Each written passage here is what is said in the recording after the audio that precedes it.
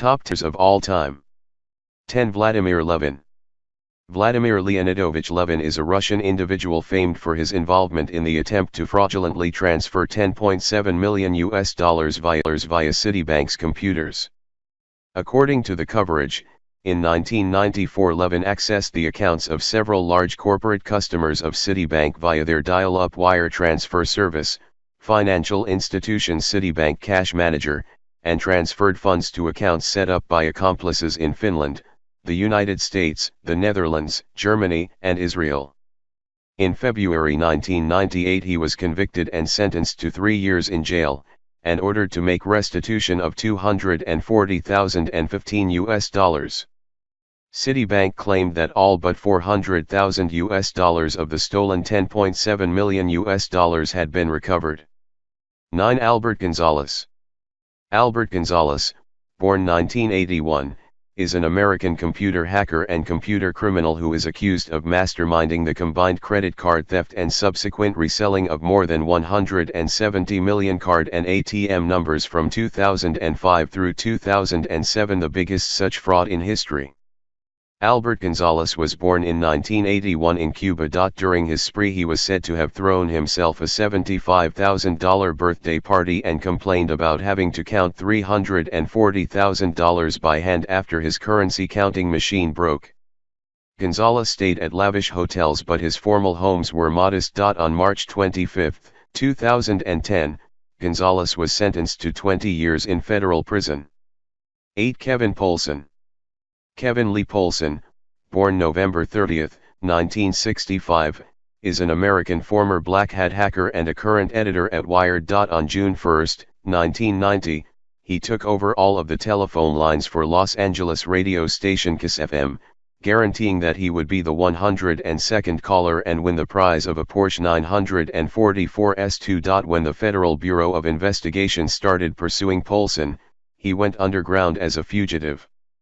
When he was featured on NBC's Unsolved Mysteries, the show's 1-800 telephone lines mysteriously crashed. He was arrested, sentenced to 5 years in a federal penitentiary, as well as banned from using computers or the internet for 3 years after his release.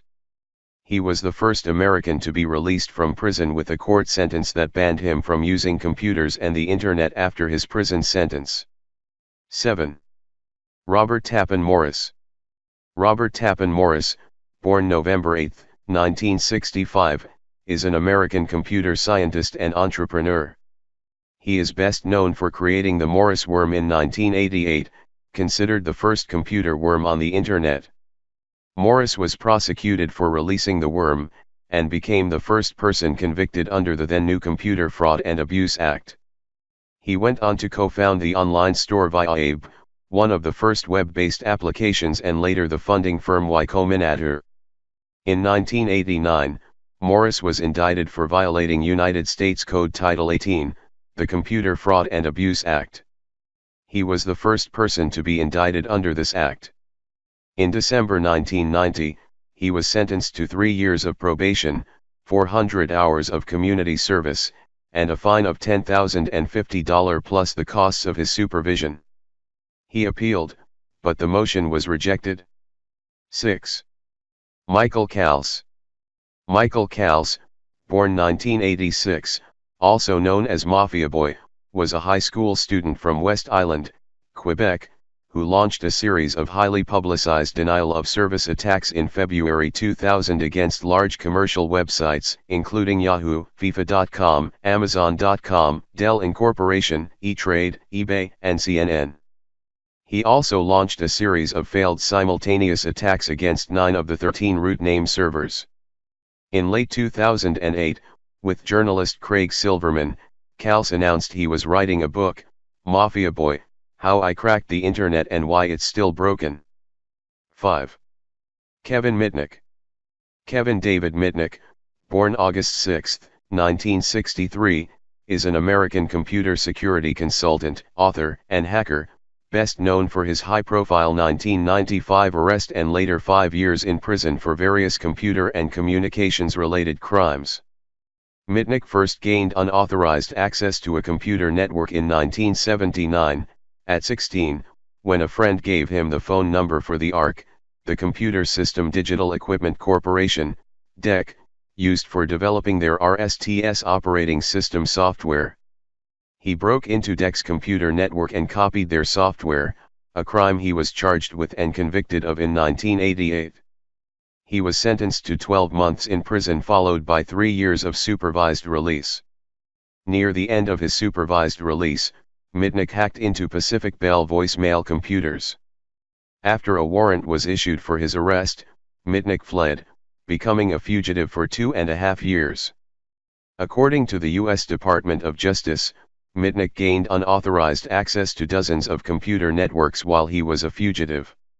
He used cloned cellular phones to hide his location and, among other things, copied valuable proprietary software from some of the country's largest cellular telephone and computer companies. Mitnick also intercepted and stole computer passwords, altered computer networks, and broke into and read private emails. After a well-publicized pursuit, the FBI arrested Mitnick on February 15, 1995, at his apartment in Raleigh, North Carolina, on federal offenses related to a 2.5-year period of computer hacking which included computer and wire fraud. He was found with cloned cellular phones, more than 100 cloned cellular phone codes, and multiple pieces of false identification. Mitnick served 5 years in prison, 4.5 years pretrial and 8 months in solitary confinement because, according to Mitnick, law enforcement officials convinced a judge that he had the ability to start a nuclear war by whistling into a payphone, meaning that law enforcement told the judge that he could somehow dial into the NORAD modem via a payphone from prison and communicate with the modem by whistling to launch nuclear missiles. 4. George Hotz. George Francis Hotz, born October 2, 1989, alias GeoHot, is an American hacker and creative consumer known for unlocking the iPhone, allowing the phone to be used with other wireless carriers, contrary to AT&T's and Apple's intentions. He developed the Limera 1N jailbreak tool and Bootrom exploit for iOS. He is also noted for his technical efforts and publicity with reverse engineering the PlayStation 3 video game console, and for subsequently being sued by and settling with Sony. In August 2007, 17-year-old George Hotz became the first person reported to carrier unlock an iPhone. He is now working on his vehicle automation machine learning company Comma.ai. In December 2009, Hotz announced his initial intentions to breach security on the Sony PlayStation 3. On January 2, 2011, Hotz posted a copy of the root keys of the PlayStation 3 on his website. These keys were later removed from his website as a result of legal action by Sony against FailoverFlow and himself. In response to Hotz's continued publication of PS3 exploit information, Sony filed on January 11, 2011 for an application for a temporary restraining order, TRO, against him in the U.S. District Court of Northern California. After the root keys of the console were published, Sony initiated litigation against George Hotz and predecessor PlayStation 3 hacking group known as FailoverFlow. PayPal has granted Sony access to GeoHot's PayPal account, and the judge of the case granted Sony permission to view the IP addresses of everyone who visited geohot.com. In April 2011, it was revealed that Sony and Hotz had settled the lawsuit out of court, on the condition that Hotz would never again resume any hacking work on Sony products. 3. Adrian Lamo. Adrian Lamo, born February 20, 1981, is an American threat analyst and former hacker.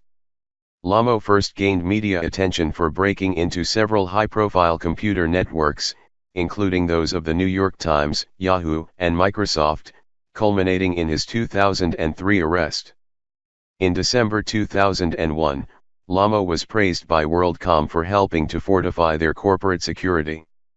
In February 2002, he broke into the internal computer network of the New York Times, added his name to the internal database of expert sources, and used the paper's LexisNexis account to conduct research on high-profile subjects.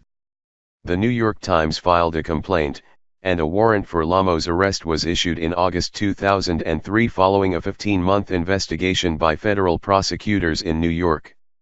At 10:15 a.m. on September 9, after spending a few days in hiding, he surrendered to the U.S. Marshals in Sacramento, California.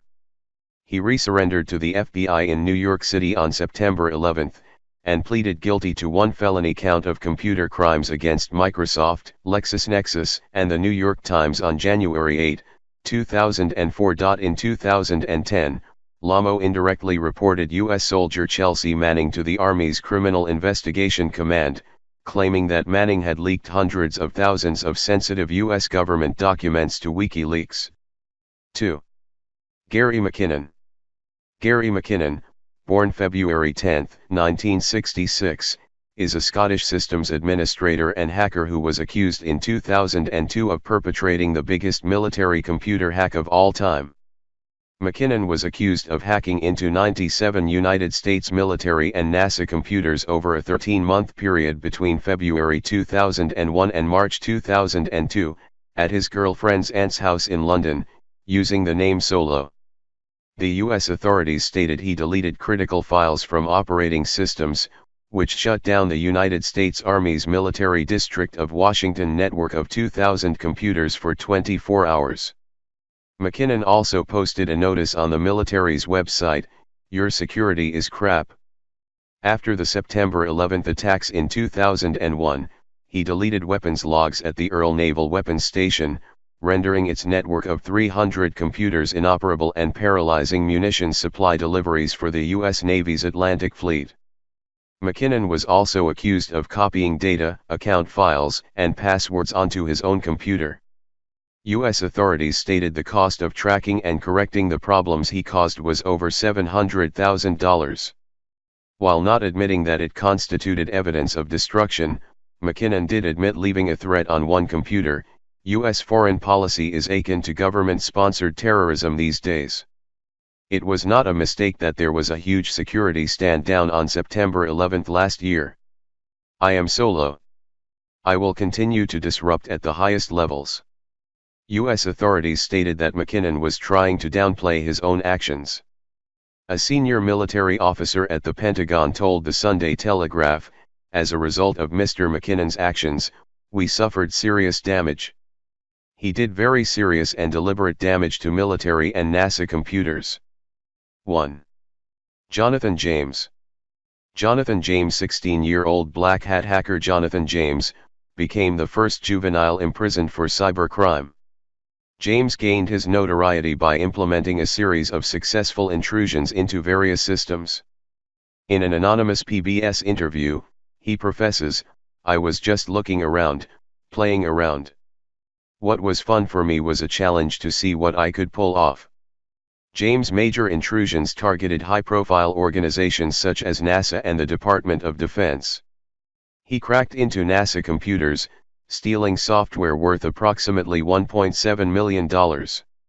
He also hacked into the Defense Threat Reduction Agency and intercepted over 3,000 highly secretive messages passing to and from the DTRA employees, while collecting many usernames and passwords. Also known as C0MRAD, James committed suicide using a gun, on May 18, 2008, at the age of 25. His suicide was apparently motivated by the belief that he would be prosecuted for crimes he had not committed. "I honestly had nothing to do with TJX," James wrote in his suicide note. "I have no faith in the justice system. Perhaps my actions today, and this letter, will send a stronger message to the public. Either way, I have lost control over the situation, and this is my only way to regain control. Thanks for watching and please subscribe our channel."